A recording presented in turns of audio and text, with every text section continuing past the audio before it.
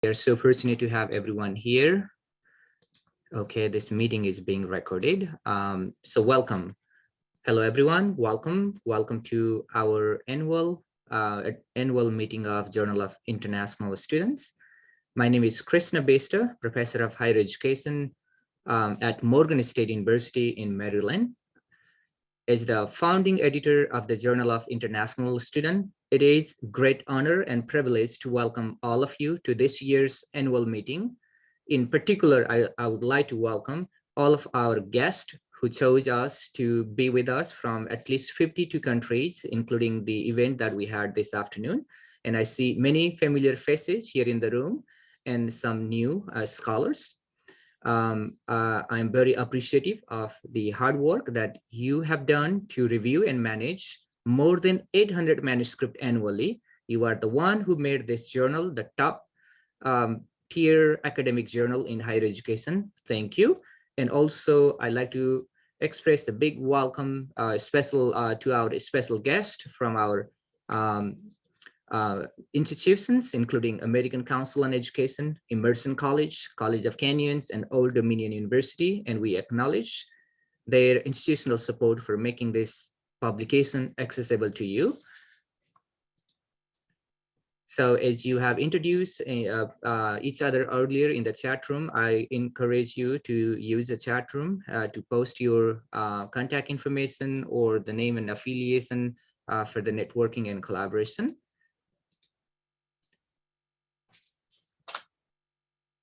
So as you see in my, you see the outline agenda here in a few moments.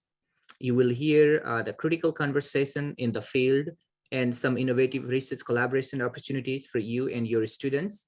We are also waiting the big moments to hear from expert in the field, the speaker and authors that we invited this evening.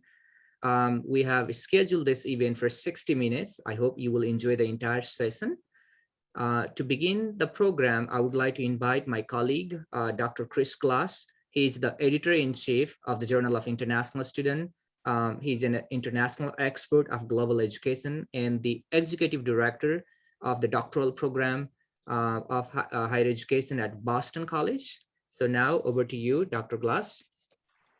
Great. It's so wonderful to see so many faces, so many names that I've seen your manuscripts, your work, you've served on our boards. You really are the community that we're here today. We talk about this like it's a meeting, but really it's a community. And one of the things I'm really most proud of about the journal is that we're an inclusive community. If you look at who's in the room today, we have everyone from new doctoral students to really established, well-known scholars that have been cited thousands of times. Our community is one that everyone is welcome and everyone can participate. So our goal today is that you would find a way that you could engage with the journal. You're going to see a lot of little get involved signs along the way to show you different ways you could get involved. And there's going to be many opportunities, no matter where you're coming from or what knowledge you bring to our community.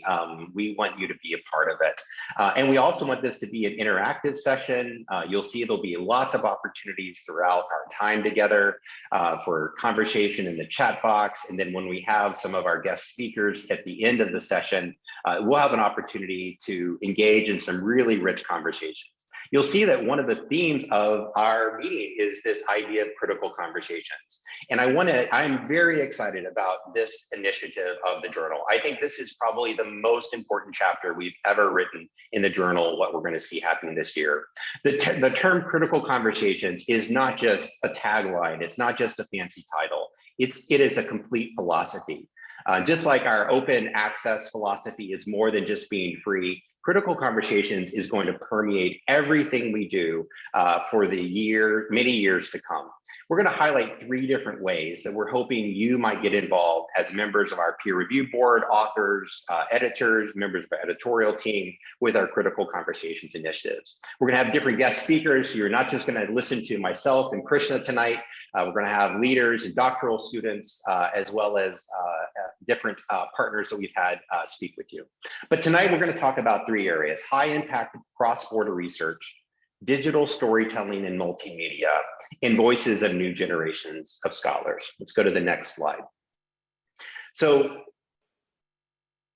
I want to remind everybody where the journal was just over 10 years ago. This is what the website looked like. If you see, we were proud that we had 3,000 visitors to the website. That's 3,000 views, not even 3,000 visitors. When the website was just born out of a vision that there needed to be some important, critical conversations about international students. As we were seeing mobility increase, the journal was really founded on this idea that we need to have critical conversations, and that continues to be our mission. Our mission really is to actively speak to the most consequential conversations in international education. And we are doing that as much now as we did in 2010. And let me tell you the different ways we are going to be doing that. Next slide. We're going to be doing this through high impact cross-border research is the first way. So let's look at some ways that we're going to talk about that and ways you might get involved. First, I'm very excited to share about our revised aims and scope.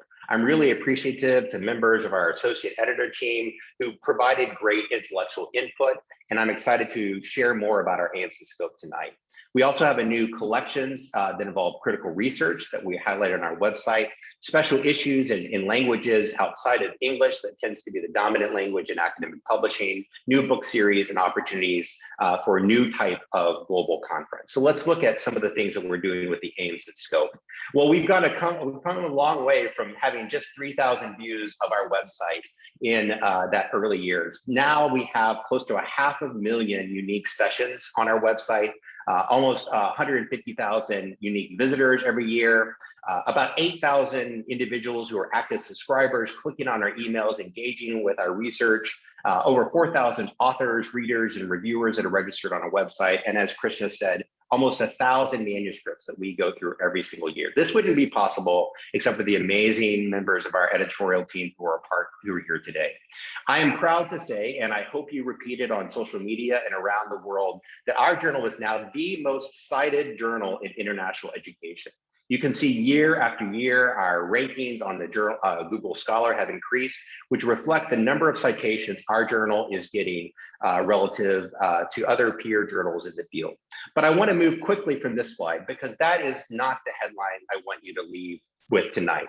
So the next slide highlights what we care about, because when we think about impact, we need to think about impact in a much broader way. We need to be thinking about impact in a way that considers diversity and inclusion.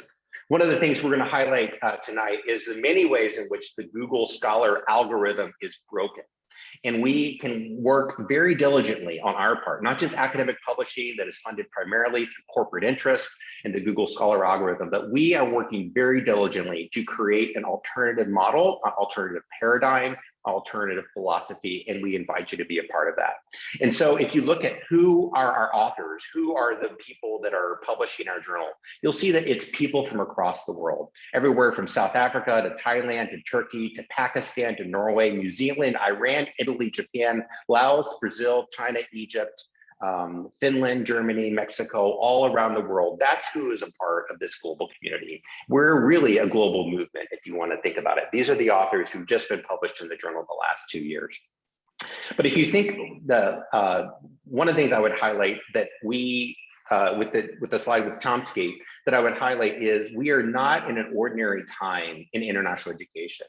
And I say this with great somberness. This is not a time to be talking about metrics, to be talking about the normal types of impact factors and the kinds of conventional academic conversations that have been had for generations. This is a time when humanity faces an existential crisis. In fact, multiple existential crises. The global pandemic represented an existential crisis, and we faced many more of these. Noam Chomsky, who delivered the keynote address at the Star Scholars Global Conference last year, said this is the last generation that will face global climate change. Either this generation will face global climate change, or this will be the last generation.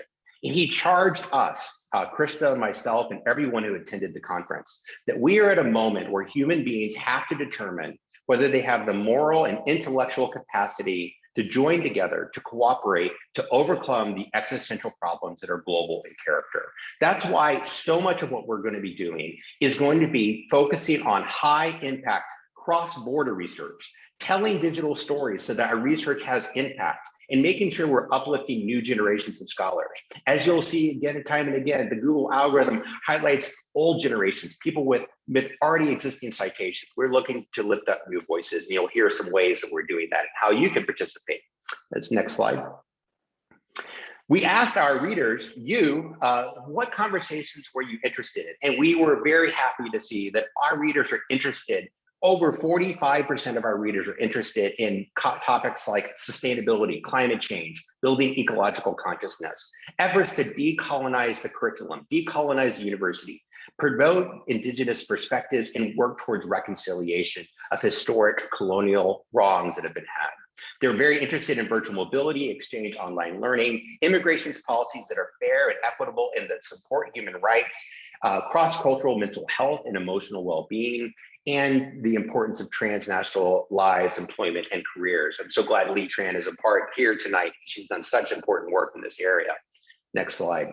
So we've completely revamped our aims and scope, and this is on our website, and you can see it, but I want to highlight that this is not just a document that lives on our website. This is going to frame everything that we do, from the way we organize our editorial team, to the special issues that we publish, to the types of research that we hope to promote. They're going to be organized around these critical topics so we can speak to the most consequential conversations, because our lives generally, or literally, humanity and the planet depends on our ability to have these conversations and to cooperate across borders. Let me give you some examples of some of the topics that are highlighted in the aims and scope. On the next slide, you'll see some more specific examples of things that we're hoping our community will explore, including systemic reforms to advance racial justice, intersectional approaches to language, culture, and identity, employment, social mobility, and multinational careers, ethical internationalization for greater inclusion and success. Hans DeWitt wrote a wonderful essay in our 10th anniversary series talking about the importance of ethical internationalization, which I think is a great charge for us at the journal. Next slide. So the other thing, and I want to thank our editorial team who provided comment on the revised aims and scope. Stephanie Kim was particularly important with some of her insights. We specifically call out the kinds of scholarship we prioritize and that we are seeking. And I want to highlight this, that we are looking clearly to advance research, but we are prioritizing scholarship that centers the perspectives of women, people of color, and communities from the global South. We appreciate the idea of thinking about community in the way that we build our scholarship. Multi-authored scholarship that spans socially constructed boundaries and borders. Those boundaries and borders might be national borders, but they could also be generational or ethnic borders, where scholars tend to not publish together or work together. We'd like to prioritize collaboration across borders and across generations. Scholarship that draws on underutilized theories, methodologies, and frameworks. We can see this if you visit our Twitter feed or LinkedIn, you can see that one of our recent authors got an award for their scholarship already as they talk about the embodiment of racism. And you can see that in the special issue that we published on critical internationalization studies. We have a new collection of articles in our critical conversation series where we're highlighting previous research that focuses on some of these critical conversations. Next slide. And then I'm going to turn it over to Krishna Vista to talk to us about our special issues this year and the upcoming years. Thank you, Dr. Glass. Last year was our special year as we celebrated our 10th anniversary.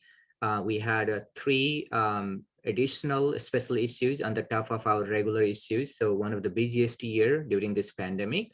So the one of the year, the red one, was the special issue in Chinese. This particular volume explored the international student in China. So entire issue included several empirical and conceptual essays written in entirely Chinese. Then when pandemic came in, we were also wondering what happens in Global South, the stories, lifestyle, and the involvement, engagement, contribution of international student. So this particular volume looks into international student and their experience during pandemic. The entire volume was published in Bahasa Indonesia, no translation. Then we looked into reflexivity of international education. The last volume here was entirely in English. So we are very proud to welcome non-English edition. That was one of the recommendations we received back in 2019 annual meeting. So for this year, we already published two special issues. These are great. They represent the issues and challenges that we have noticed during this global disruption.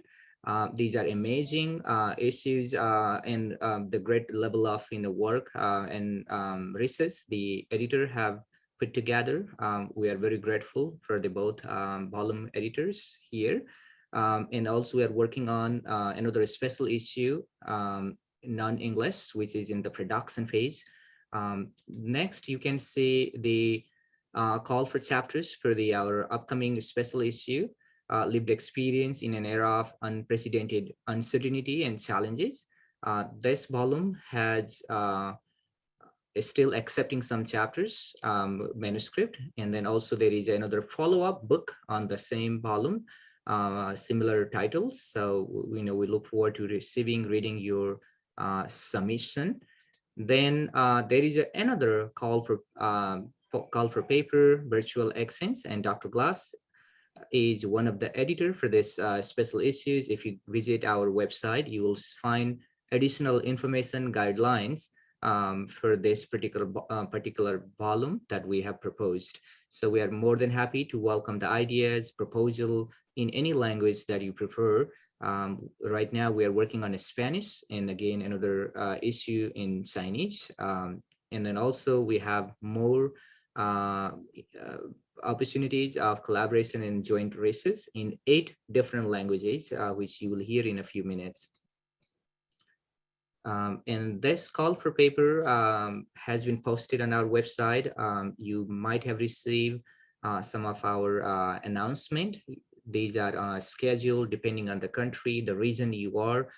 You will receive the announcement because our announcement are targeted to certain countries, the interest group, and in the focus of the research topics.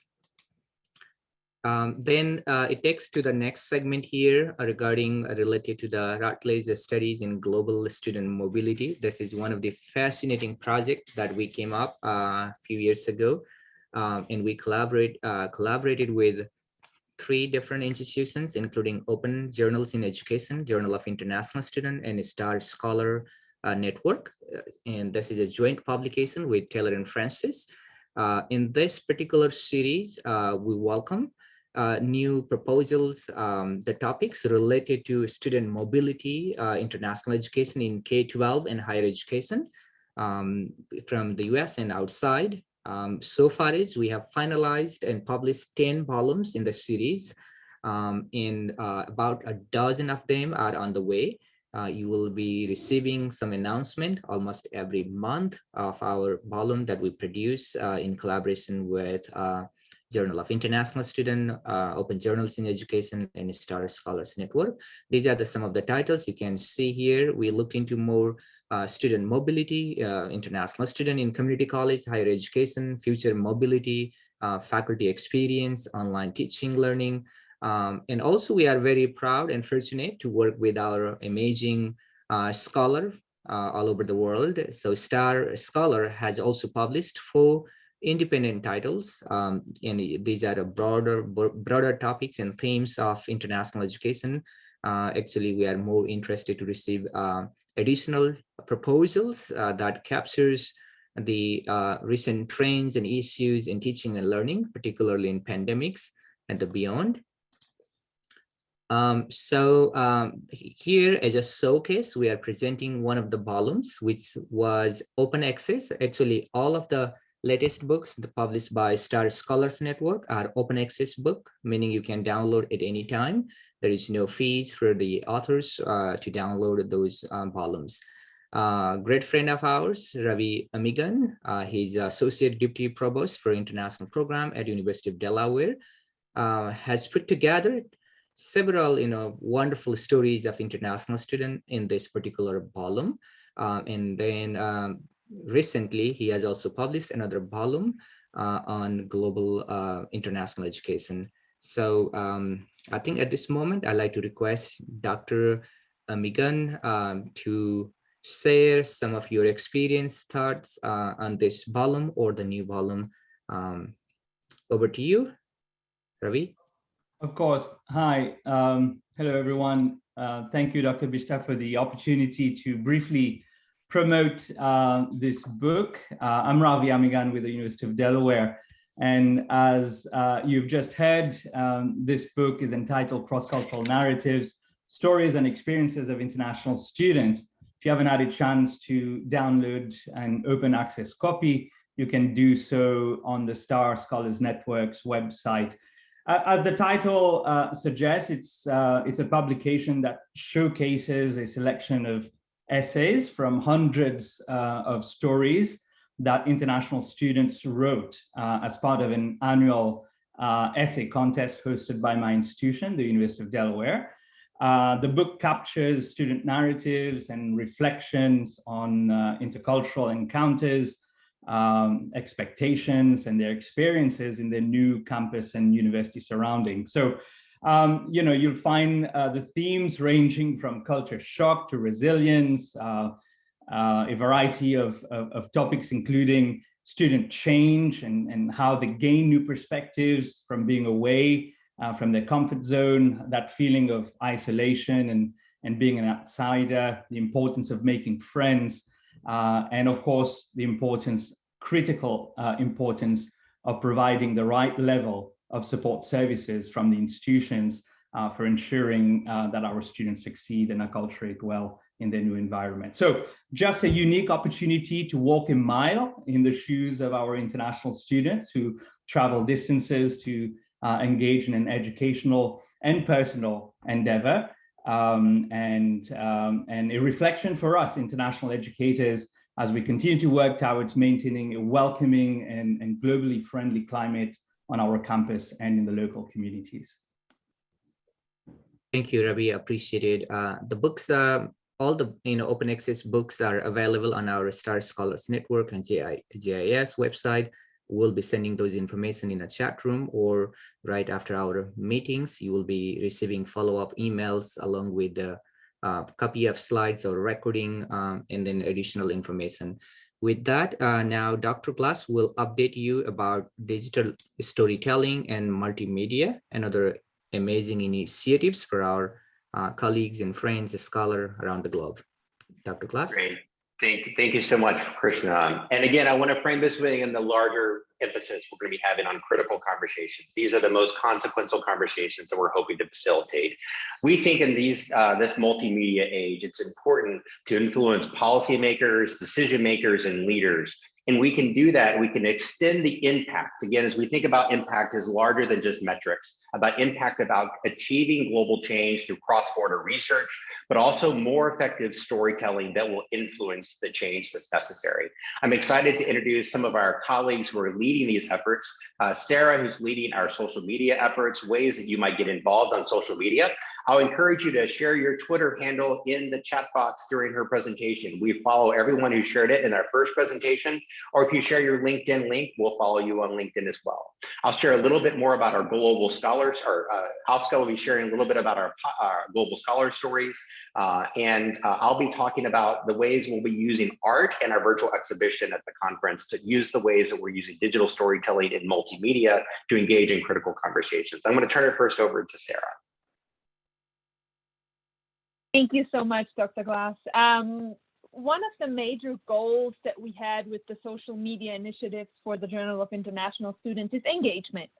So we want to be close to our readers. We want to engage with our readers, with our authors, and we want to hear back from you. So we always appreciate feedback. If I could get the next slide.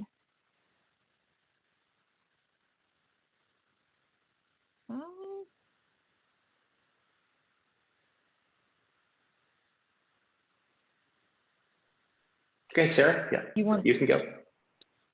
Oh, well, I guess what I was going to highlight in the earlier slide is if we go back, the video that you saw as we entered the presentation is a team lab art exhibit that is featured in Tokyo. This is a digital art exhibit where the pieces of artwork are interacting with each other. They interact with the guests that are visiting the art museum and they interact with the ways the guests engage with each other.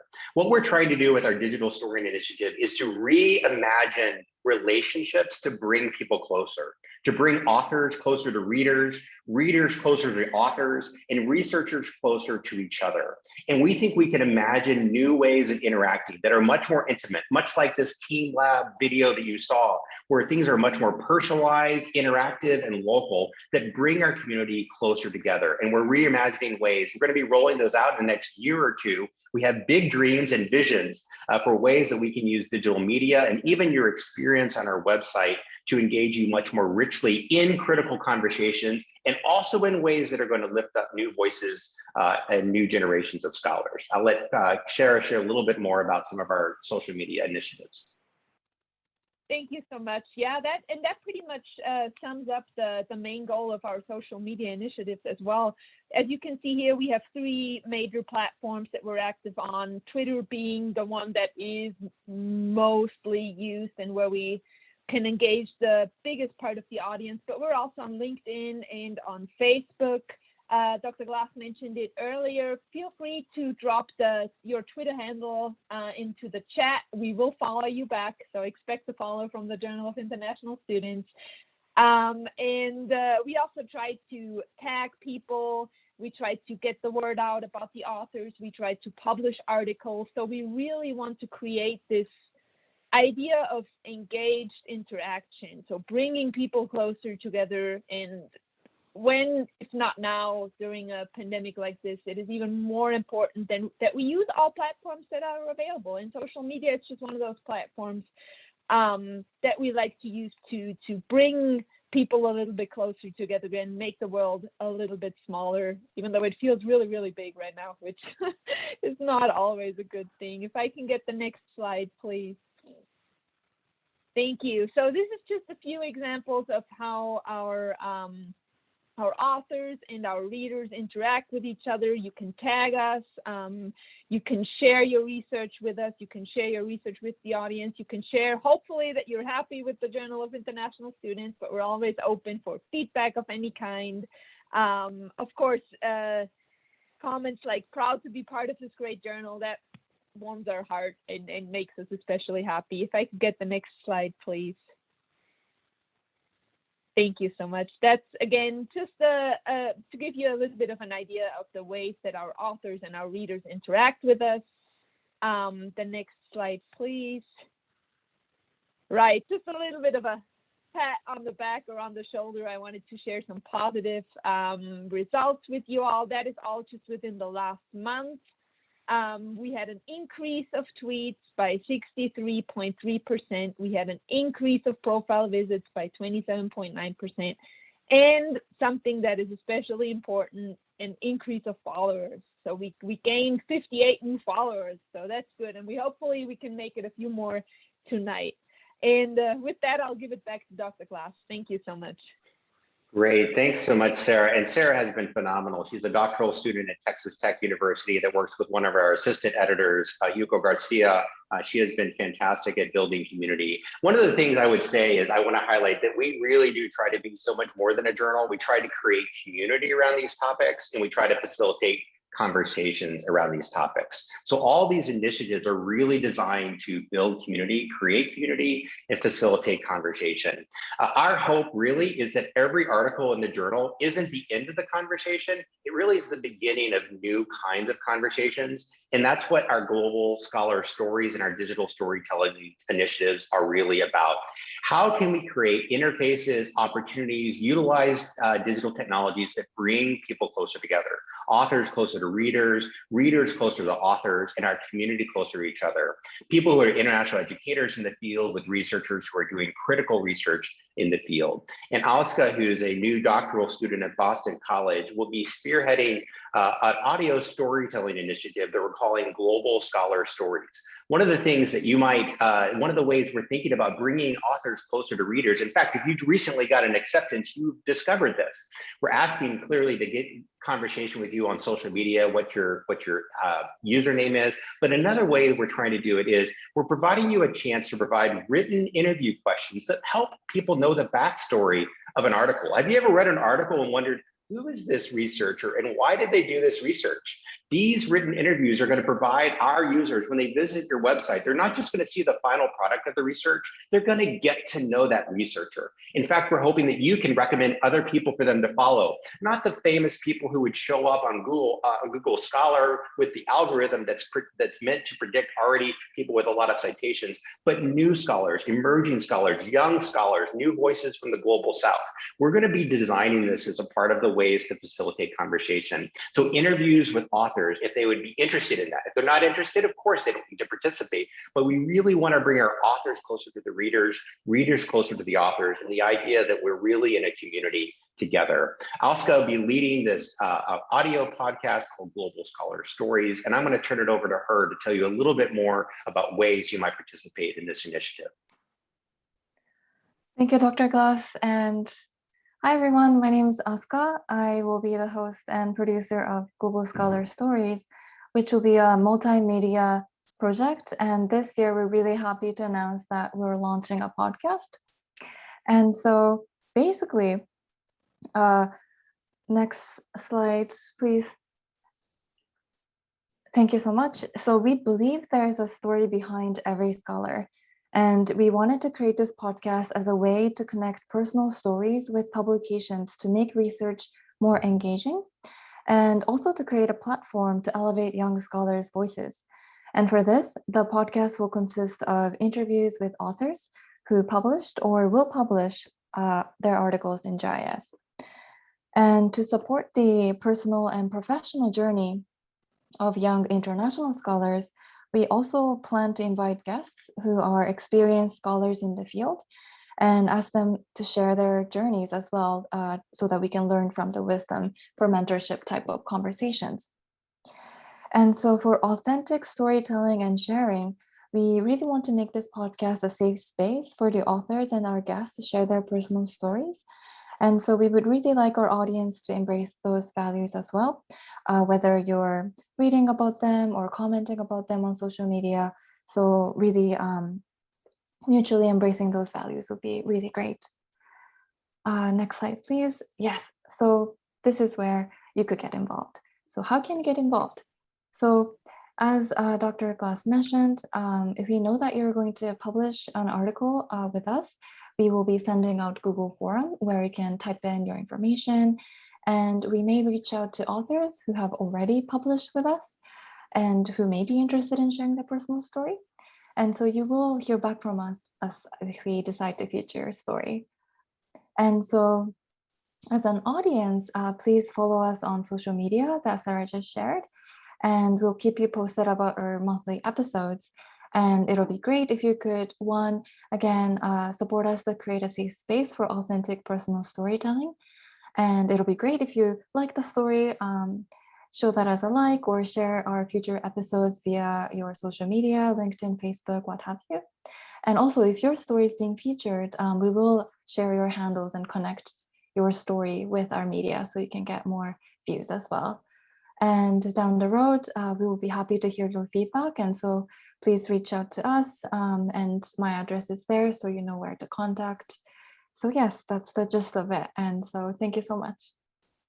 Great. We're really fortunate to have Alska, who who had some special training at Harvard University when she was a graduate student there, about using stories to translate research to practice, and also the importance of stories and mentorship. I see people commenting in the chat box. Thanks for saying that, Gopal. I really appreciate that. One of the motivations about this is not simply providing a new type of multimedia, but really engaging people in forms of mentorship. In new forms of mentorship. One of the other ways we're going to be doing this, and this happened kind of by accident this past year, we were looking for a cover for our 2021 issue. And it was going to be just a plain blue cover until I reached out to one of the graduate students at Old Dominion University, who's been a wonderful sponsor of the journal for many years. The graduate student had been very deeply disturbed by the racial injustice that he was seeing in the country. And he offered to create a piece of artwork that would represent the need for racial reconciliation and transformation in countries across the world, as we've seen various types of protests and efforts to seek create systemic reform for racial justice. He wanted that to be front and center on the journal, and Chris and I agree that this is an important message. Art has a way of moving people, and it has a way of reaching people. So this year, we're actually doing a call for artwork. If you're interested, if you're an artist, if you're a multimedia designer, if you know anything about creating artwork, we would welcome your pieces. You can find our contact information on the Contact Us page at the top of the journal. But if you go to the next slide, you'll see that every single piece of art that is submitted will be included in what we're calling our virtual exhibition at the Global Conference. We're reimagining the Global Conference. We'll say a little bit more about that at the end of the meeting, because the Global Conference virtual exhibition is going to be focused primarily on the Sustainable Development Goals, and your artwork will be featured in that. But we'll select 4 pieces of artwork to be included on issues of the journal, and we'll let the artist speak to the themes. Art has a way of engaging people in conversation, creating conversation. So part of our critical conversation series is using artwork to stimulate conversations and letting the artist speak or find a way to express themselves that would facilitate conversation. We hope you'll be a part of that. We're also doing an initiative that Krishna can talk to you about called Lanterns Across the Sky, that includes essays that are published in many different languages. Krishna? Thank you, Dr. Glass. The project was inspired by Ravi's book, and you can see on in my hand here. And if you are interested, we have some, complimentary hard copies that we are very happy to share with you, and the digital copies are available on the website. So we are very inspired to run global essay contest on the stories of the international students or scholars, as well as some domestic students who brings these powerful cross-cultural narratives. This year, we have opened the call for essays in 8 different languages. So as you see on the screen, you can turn in your stories in Arabic, Chinese, English, French, Hindi, Russian, German, and Spanish. We have a detailed guidelines on the website. You will be, receiving those in the chat room as well. There are 3 categories of the essays. The first category is the stories of the international students. Second category is study abroad. That could be domestic students or exchange students stories. And the final category is the stories of the professors and the staff, the faculty and staff stories. That could be the former international student or domestic, local scholars who have been the part of the Fulbright program or any other, exchange program between 2 or 3 universities. We like to, publish those selected best of the best essays by, evaluated by the panel of the judges, and they will be announced during the International Education Week. I believe this is the 2nd week of November. And selected essays will be published either in our upcoming book series, or that could be in the Journal of International Student, or one of the journals that we have in Open Journals in Education Forum. With that, Thanks. Dr. Glass, I think over to you. Yeah, and we wanted to highlight many different ways that you can be a part of our community. We're going to have our guest speakers join us any second, and we have a few things we want to share with you before we invite our guest speakers to share with us. First is the journal is looking for a digital production editor. We are interested in people that are interested in typesetting pages and in using digital technologies so that we can do the same thing that Taylor and Francis does, that Sage does. In fact, Krishna is going to talk about this in a second. Did you know it costs about, you're charged about $2,500 to publish 1 article in most for-profit journals? Did you know we can publish an entire issue for $1,200? And that's because of people who volunteer, like our digital production editors. We're also interested in people that use email engagement. As Krishna talked about, we send out about a message a week. You may not get a message a week from us, but that's because we're looking to send messages that are relevant to different members of our community. And we're looking for somebody who can serve as an editor of the Global Connections journal and our email newsletter as a way to engage our audience. And if you have experience in user experience design, please reach out. I've had a number of people from the noon meeting reach out. If you're interested in using multimedia, or you're familiar with using email marketing like MailChimp, we are interested in talking to you about ways that you can engage our thousands of members across the world.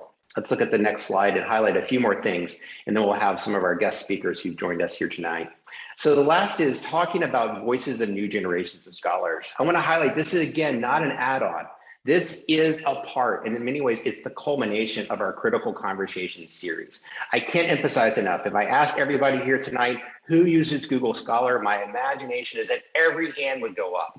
What if I told you, and I encourage you to Google this if you don't believe me, what if I told you that Google Scholar privileges people that already have a large number of citations, it privileges pieces with already citations, and it privileges journals that are in quote ranks is very high. What does that mean? It basically means in the world of academia, it works like the world around the world. The rich get richer, and those who don't begin with the same kind of privileges don't have the same opportunities. We believe we can counter that, and we're going to be working to uplift new voices of generations of scholars and different things that we're doing structurally with the journal to make sure we're highlighting new voices, new perspectives, authors from the global South, minoritized perspective, underutilized theories. We're going to be doing this proactively because the Google Scholar algorithm is broken. It is meant to reinforce the already loud and powerful voices and make those voices expand. And we need to make sure that we are the voices and we uplift the voices for new generations of scholars. We do this primarily through the Star Scholars Network. We don't have our president, Utham Ghali, here tonight, so I'll explain his part. Krishna, if you want me to briefly talk about STAR. Krishna is going to talk about open access since he was the visionary behind open access, and then I'll say a little bit about STAR. Thank you, Dr. Glass. Open access is a new landscape in publication world. Nowadays, you have heard the stories of universities not subscribing the traditional subscription from Elsevier or any other traditional publishing house.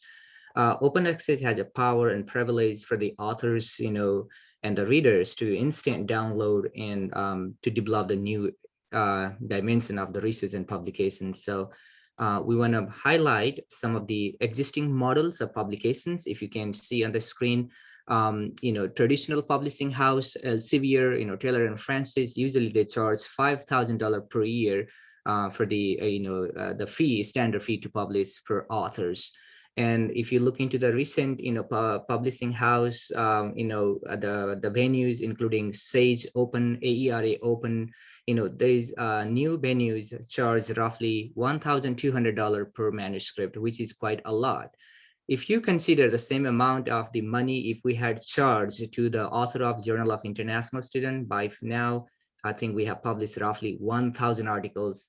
So, the individual cost, in the same ratio of the 1,200, by now would be rich, at least having $1.2 million by now. However, we chose to be free, completely free.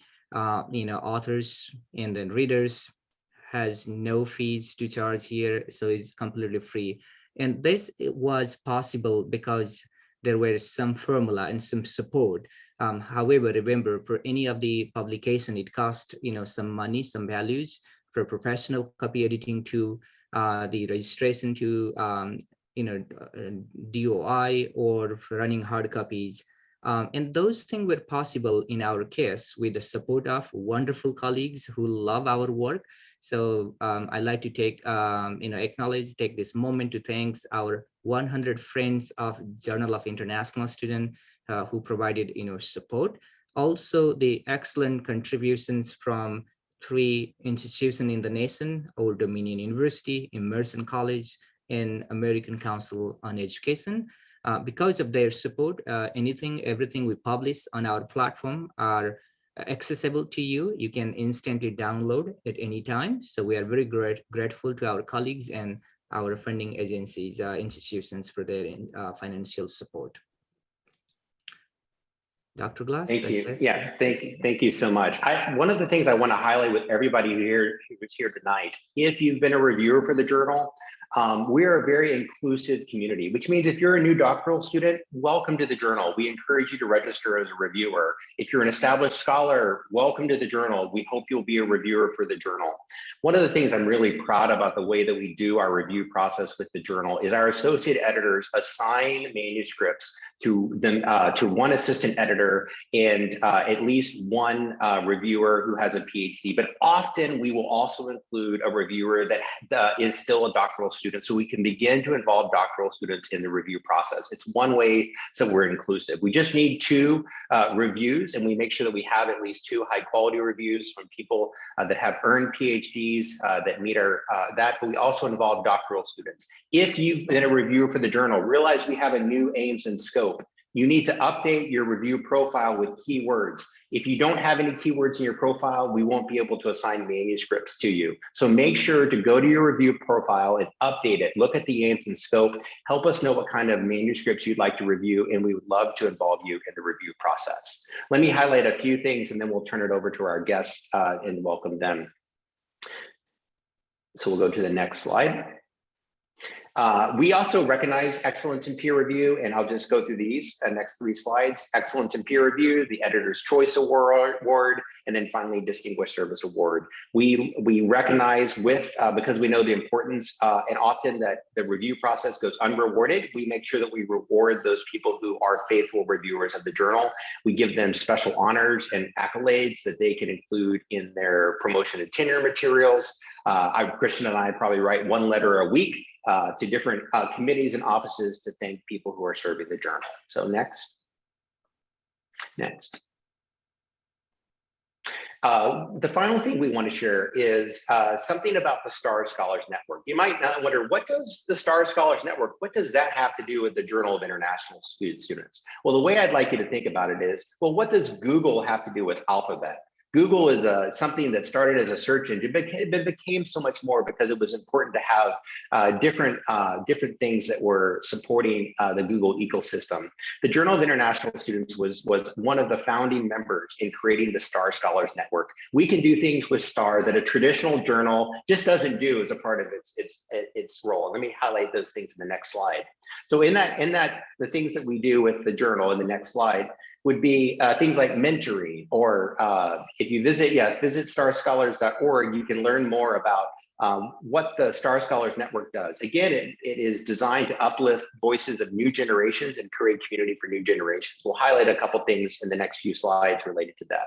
So the next slide shows that we do mentoring, publications, partnerships, and conferences. We try to leverage the power of transnational connections to build communities.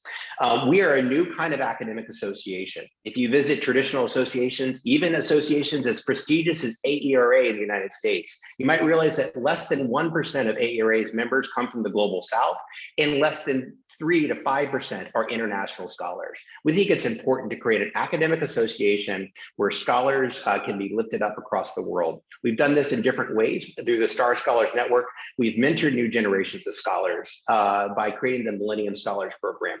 We have very well-established scholars such as Elspeth Jones, who's published major series, mentoring young generation scholars through this mentorship matching program that was spearheaded by Lisa Unanks at Boston College. We've started that, and we'll do another cohort next year as a way to form cross-border connections and live out our commitment. I want to highlight, live out our commitment to open access and inclusion, diversity and equity, not just write about it in the pages of the journal, but actually experiment with new ways and forms of living.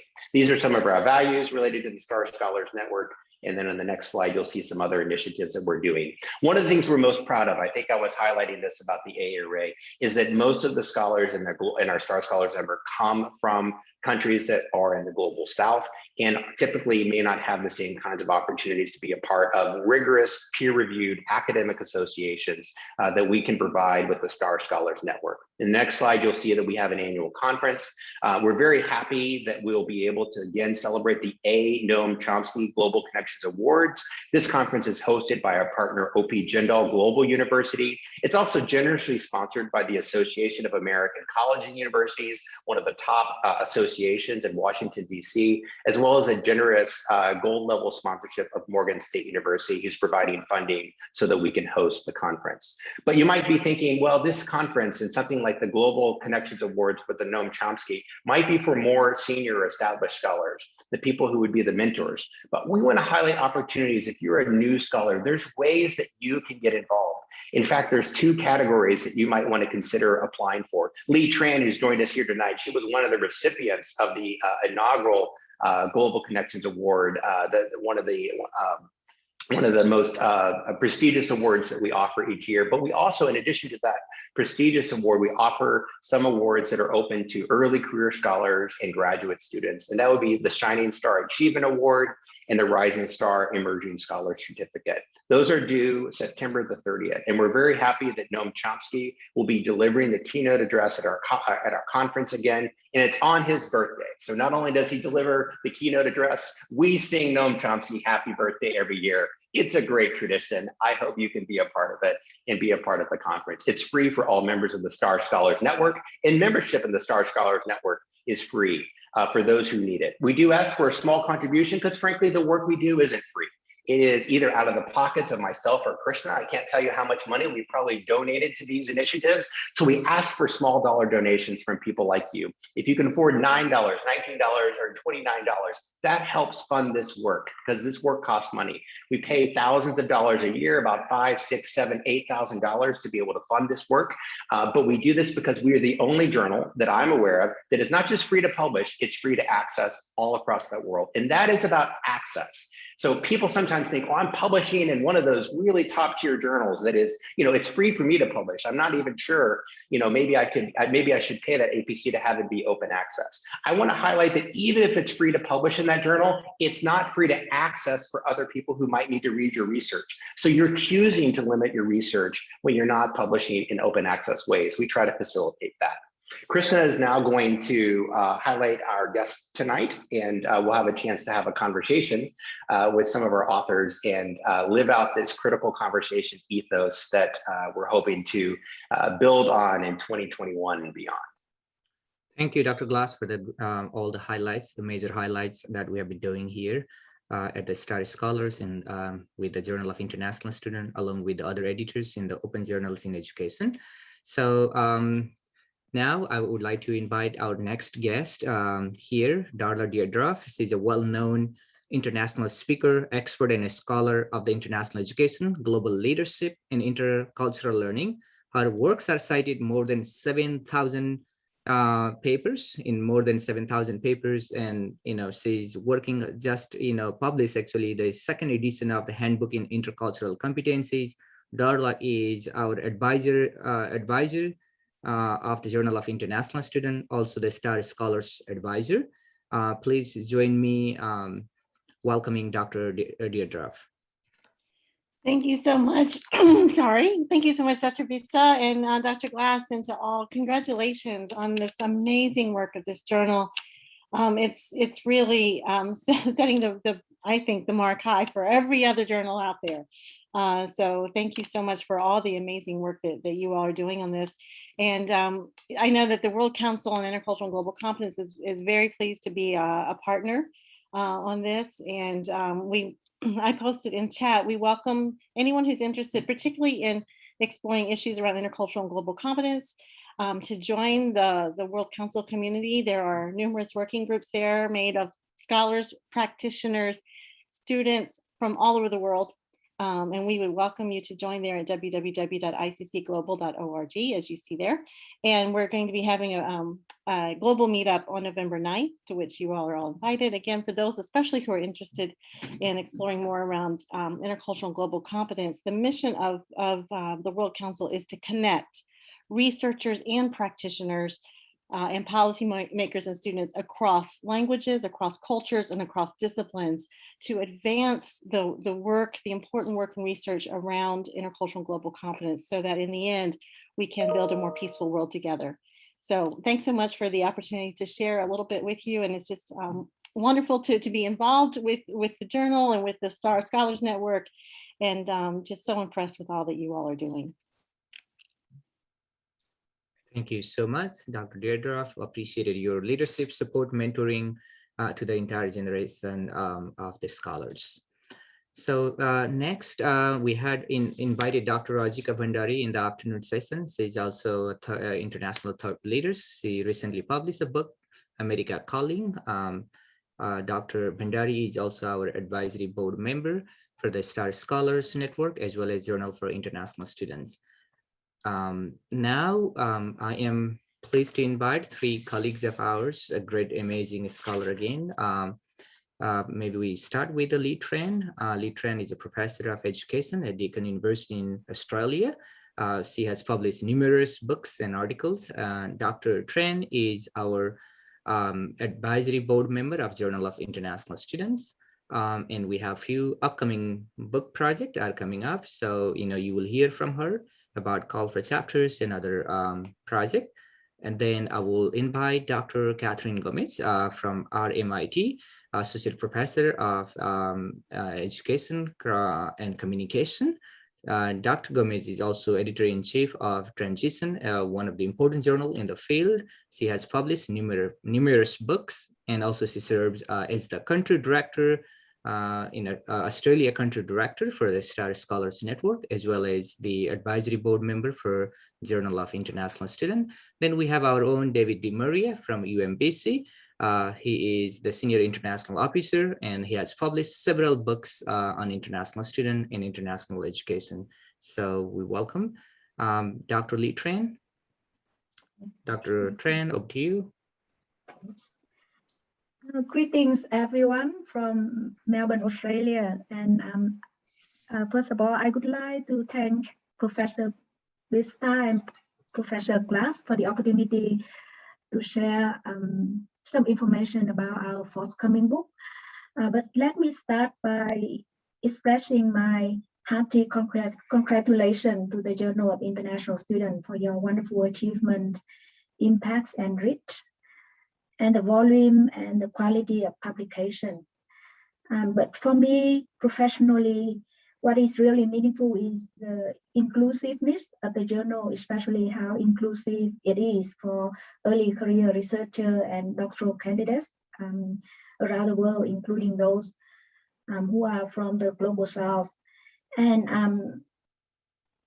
another very meaningful aspect of the journal to me is how it has been so active and successful in creating a community around that, creating a sense of belonging and connectedness to not only writers, but also early career researchers and doctoral candidates that I mentioned through not traditional roles, including writing, reviewing, and editorial jobs, but through other meaningful activities such as mentoring and Star Scholar.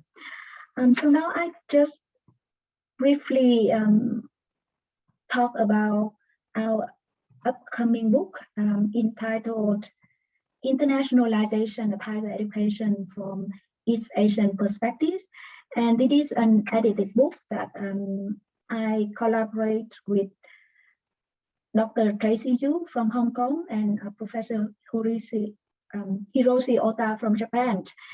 And the book will be published in a couple of months, and it is the final stage where we provide feedback for our contributors, and it aims to provide insight into current policy trends, practices, possibility, and challenges in internationalization in higher education in East Asian countries. Especially it compares and contrasts the key aspect of internationalizing higher education across these East Asian countries with the global North countries. And one of the key aims that we are passionate about is how the book can give voice to new topics and new researchers, especially early career researchers and doctoral candidates who are conducting invaluable and much needed but under research aspect of internationalization in higher education. But most often their work has not been brought to the fore. So it is one of the mission of the book. And the book covers not only traditional topics in internationalization of higher education, including internationalizing curriculum, teaching and learning, inbound and outbound mobilities, transnational education, offshore campuses, but also issues like regional identity, geopolitics, and international education, and the impact of COVID-19 in different aspects of internationalization of higher education. So with that note, I'll thank you again for the opportunity to share our work. Thank you. Thank you so much, Dr. Tran. Now over to Dr. Kat Gomes. Hello. Unmute, please. Dr. Gomes, unmute. We didn't hear you. Thank you. I'm just the world's greatest idiot. Hi, everyone. Hi, Chris. Hi, Chris. Hi, Lee. Lee and I also edited a book together about 3-4 years ago, and it was on issues of connections and disconnections of international students. And international students is such a fascinating and rich topic, right? And I still remember my first article with JIS, and it was the early days, and I sent it in, and it was to do with international students and digitality, which really no one was talking about at the time. I think this was it was like 2012. God, 9 years ago. We're not getting any younger, are we? I still remember talking to Krish on Christmas Day, that we negotiating when the paper is going to come out, and that paper is one of my most cited today. So, and I really thank GIS for that, because having something that's open access about an emerging topic was so important, or is still very important. And it's so heartening listening to the both of you talking, Chris and Krish. There's a rap group here name somehow or other. The KNC. Engaging with scholars who are not part of the algorithms, because that is really so important. There are so many exciting voices out there which we need to talk about, and I'm so happy that you've also invited me to talk about my own books, which is such a rarity these days. This is such a competitive field these days, and it's such a great opportunity to actually talk about one's work. And there's Brooking here.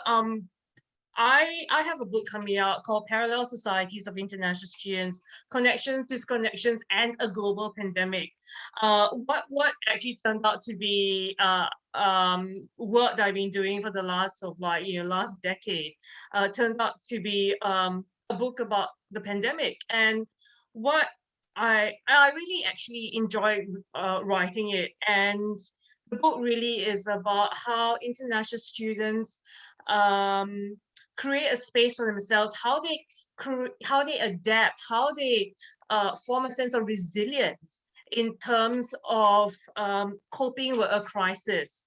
And I also, it's not just a book about how international students cope, but it's also a book which talks about how international students actually turn to each other, for a sense of community. And I felt that was a book that, as you write, you start having all these little influences. And I felt that, talking about the pandemic was really very important, because, it's really about how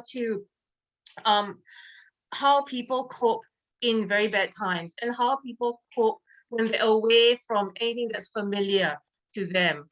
In a way, it comes off the back of another book that I edited last year with Shanton Chung from Melbourne Uni. And we talked about the digital experiences of international students. And so when we were actually about to submit that manuscript, we had no choice but to also talk about COVID, because the pandemic has affected the way that we engage with students, the way staff and students engage with each other, the way that we actually teach, the way that we learn. And it was just, that right timing. And, 18, 19 months later of a pandemic was still in this. And so, thinking through about the future of globalization or the future of global education is something that we really need to do. And I'm so glad that JIS actually provides these kind of opportunities. And I'm so excited. There's so many exciting voices in that are here today, who are new scholars, and these are the people that are having all these cutting edge research, and we need to not just promote that, but also talk about that. And this is something that JIS stars, and really, Krish once told me that his house has now become a publishing empire, and he's absolutely right. And it gives me so much of hope that there are so many generous people like Krish and Chris. Again, a rap group here. Think about it. This might be another new aspect of the journal. And having these kinds of people who are so selfless and who promote other people's work and other people's voices, it gives me so much of hope for the future of higher education. So thank you, the two of you, and and extended everyone who has been part of this community for over a decade. And well done. Thank you for kind words and blessing. We are so fortunate to have this collaboration across the globe. Thank you so much. David, our next speaker is not here because of his the schedule and the other obligations. So we are almost toward the end of our meetings here. So lastly, we want to thank you everyone. Dr. Glass, you want to? Just a few final words of thanks, and then we'll stick around. But thank you all for joining us this morning, this afternoon, or this evening. I hope you feel a sense of community. If this is your first time to come to our annual meeting, you might have realized that typically annual meetings are maybe reserved for the key editorial board members, but we have a tradition of inviting everyone. So let me just thank our few people, though, who are really important, because behind the very similar names, Krish and Krishna, that we can say together, there are many people that are on our team that I want to acknowledge, or even here tonight. I saw many of their names. I saw Jasper here, Cindy Ann Rose Redwood, Christina Gao, Li Zhang, Mingqi Li, Nelson Brunson, Robert Cohen, Ken Dai, Hugo Garcia, Ying Ma, Charles Matias, and many other people who've joined us. Horo Ling Shi, who's been really critical. We thank our wonderful editorial team, our assistant editors as well, that come from across the world. And this will continue to further diversify year to year. I think you're going to see an exciting new group of assistant editors that, again, are aligned with our critical conversations series. We've provided some special invites to scholars that we think will diversify the geographic and epistemological perspectives on our team. And then finally, I do want to thank the last slide here, the many members of our advisory board, our global partners, the Star Scholars Network, of course, Darla's wonderful work at the World Council. I really do encourage you to join all the wonderful working groups she has there as well, and our advisory board members who are a part of that as well, many of whom are also here tonight. We're a part of the Comparative and International Education Study Abroad and International Student SIG that is generous in providing an academic home for the journal. So we have an affiliation with an excellent academic society as well. I'll leave it to Dr. Bistan to offer a few final words, and then we'll say good evening to everybody who's joined us here tonight. Thank you so much, everyone. Again, this is truly a dream come true moment for me when I started the project 10 years ago when I was a graduate student. And now today, when we look into a decade of work in collaboration, I think this is an excellent platform. Anything if we do not compromise with our interest and passions, it is not that difficult to reach our goal. We are very fortunate to be together this evening, and hopefully we'll be working together in several projects in the upcoming days. Dr. Glass and I, along with the entire editorial board, wish you all the best, and we look forward to working together. And also we want to remember all of our institutional support that we receive to grow together in this academic platform. So thank you so much. We appreciate This is the end of our meetings. If anyone wants to stay extra couple of minutes, free if you have any questions, Dr. Glass and I will stay here, but feel free to leave. This is the end of the meeting. Thank you so much. Thank you. Thank you, everyone. Good morning, good evening. Have a wonderful day. We'll send the slides and a recording of the meeting to everyone.